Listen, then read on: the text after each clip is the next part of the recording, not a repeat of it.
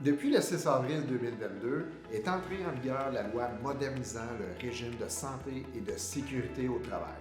C'est une obligation que tous les employeurs doivent maintenant déployer dans leur milieu de travail. Et ce, afin d'être prêts pour l'entrée en vigueur du règlement prévu pour 2024 et 2025. Deux grands objectifs accompagnent la loi amendée. Dans un premier temps, on veut favoriser la collaboration employeur et travailleur afin d'assurer la prise en charge de la santé et de la sécurité au travail.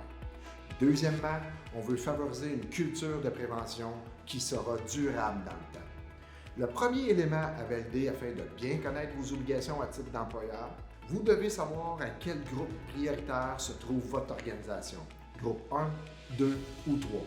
Les obligations diffèrent d'un groupe à l'autre. Je vous invite de consulter le site de la CNSST à cet effet. Deuxième élément à valider, est-ce que mon organisation possède plus de 20 employés ou moins de 20 employés, car encore là, les obligations diffèrent.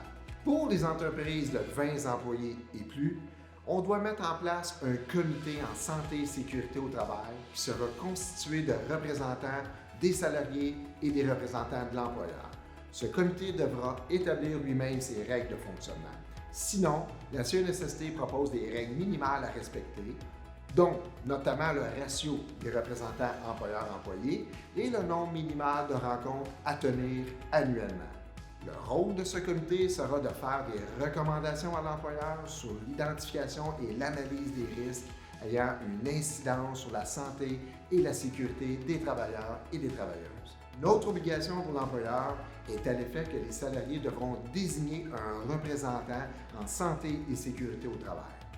Son rôle, quant à lui, sera de faire l'inspection des lieux de travail, de faire des recommandations sur l'identification et l'analyse des risques et de porter plainte à la CNSST si nécessaire.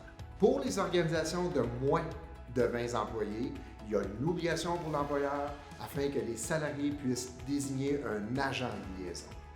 Donc, pas d'obligation de former un comité en santé et sécurité, mais un agent de liaison doit être nommé par l'équipe de travail. Son rôle, quant à lui, sera de coopérer avec l'employeur afin de faciliter la communication des infos en santé et sécurité au travail, de faire des recommandations écrites sur l'identification des risques et porter plainte à la CNSST si nécessaire.